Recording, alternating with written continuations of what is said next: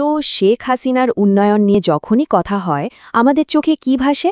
বড় বড় সব প্রজেক্ট, তাই না? কিন্তু এই বিশাল উন্নয়নের আড়ালে কি কোনো রাজনৈতিক প্যারাডক্স বা বিরোধাভাস লুকিয়ে আছে? চলুন একজন লেখকের চোখে সেই ব্যাপারটা একটু বোঝার চেষ্টা করি। প্রশ্নটা শুনতে কিন্তু একদম সহজ, যদিও এর উত্তরটা বেশ জটিল। একজন নেতা দেশের জন্য রাস্তা, ব্রিজ, অবকাঠামো তৈরি করলেন, কিন্তু দেশের মানুষ তার ক্ষমতায় ফেরার জন্য কোনো সেতু তৈরি করল না কেন? এই প্রশ্নটাকেই ঘিরে কিন্তু আমাদের আজকের পুরো আলোচনাটা ঘুরবে। আর এই প্রশ্নের উত্তর খুঁজতে গিয়েই লেখক আমাদের সামনে তুলে ধরেছেন যাকে বলা যায় উন্নয়নের প্যারাডক্স। একদিকে যেমন আছে চোখ ধাঁধানো সব প্রকল্পের সাফল্য, অন্যদিকে জনগণের সমর্থনের সাথে তৈরি হয়েছে এক বিশাল ফারাক। লেখকের বিশ্লেষণটা ঠিক কি? তার মতে গত ১৬ বছরে একটা নতুন সুবিধাভোগী শ্রেণী তৈরি করা হয়েছিল। পরিকল্পনাটা ছিল এরাই হবে রাজনৈতিক সমর্থনের মূল ভিত্তি, একটা পিরামিডের মতো। কিন্তু সেই পিরামিডটা শেষ পর্যন্ত টেকেনি, অনেকটা বালির বাঁধের মতো হুড়মুড় করে ভেঙে পড়েছে। আচ্ছা, এই প্যারাডক্সটা ভালো করে বুঝতে হলে আগে তো উন্নয়নের বিশালতাটা একটু দেখা দরকার, তাই না? চলুন কিছু সংখ্যার দিকে চোখ বোলানো যাক। আর সংখ্যাগুলো কিন্তু সত্যি এক কথায় চোখ ধাঁধানো। তো এই উন্নয়নের স্কেলটা ঠিক কতটা বড় ছিল? চলুন কয়েকটা বড় প্রকল্পের দিকে তাকাই। প্রথমেই আসি পদ্মা সেতুর কথায়। খরচটা দেখুন, ৩০,১৯৩ কোটি টাকা।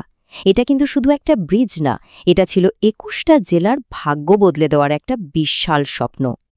এরপর ঢাকার মানুষের স্বপ্নের মেট্রো রেল, যানজট থেকে মুক্তির আশা। এখানে খরচ হয়েছে প্রায় ৩৩,৪৭২ কোটি টাকা।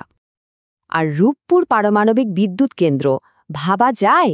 এখানে বিনিয়োগের অঙ্কটা ছিল প্রায় ১,৫৫,০০০ কোটি টাকা। মানে এই সংখ্যাগুলোই কিন্তু বলে দেয় যে উন্নয়নের কর্মযোগ্যটা ঠিক কতটা বিশাল ছিল।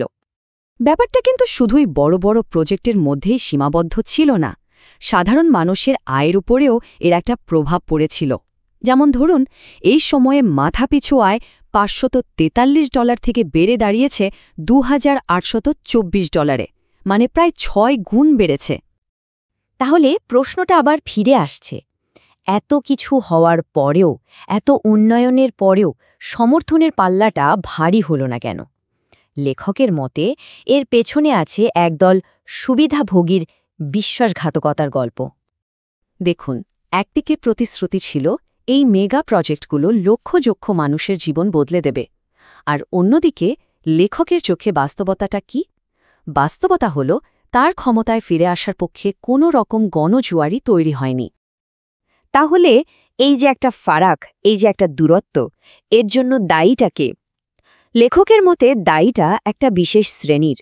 তার অভিযোগের আঙুলটা কিন্তু একদম সোজাসুজি তাদের দিকেই। কারা এরা? লেখক এদেরকে বলছেন চাটুকার ও ধর্ম ব্যবসায়ী। তার ভাষ্যমতে এরাই হল সে নতুন শ্রেণী, যারা উন্নয়নের সবথেকে বেশি সুযোগ সুবিধা নিয়েছে, কিন্তু দিন শেষে নিজেদের ক্ষমতা আর ব্যক্তিগত স্বার্থ ছাড়া আর কিছুই ভাবেনি। আসলে লেখকের সবচেয়ে চাঁচাছোলা বা বিস্ফোরক মন্তব্যটা হলো এটাই, এই চাটুকাররাই শেখ হাসিনাকে ডুবিয়েছে। তার মতে পুরো রাজনৈতিক ব্যর্থতার মূলে রয়েছে ঠিক এই গোষ্ঠীটাই। কিন্তু লেখক শুধু সমস্যার কথা বলেই থেমে যাননি। তার লেখায় তিনি একটা সমাধানের পথ, বা বলা যায় একটা প্রত্যাবর্তনের পথের কথাও বলেছেন। তার পরামর্শটা কি? পরামর্শটা একদম পরিষ্কার। এই যে সুবিধাভোগী শ্রেণী, এদেরকে বাদ দিতে হবে এবং নতুন করে সত্যিকারের জনগণের সাথে সংযোগ স্থাপন করতে হবে। এখন প্রশ্ন হল, এই সত্যিকারের জনগণটা কারা? লেখকের মতে এরা হলেন দেশের ৫১% নারী, দেশের কৃষক সমাজ আর দেশের শ্রমিকেরা। তার মতে এরাই হল রাজনীতির আসল শক্তি, সবচেয়ে অনুগত একটা ভিত্তি। আর লেখকের শেষ কথাটা একই সাথে একটা আশা এবং একটা সতর্কবার্তা।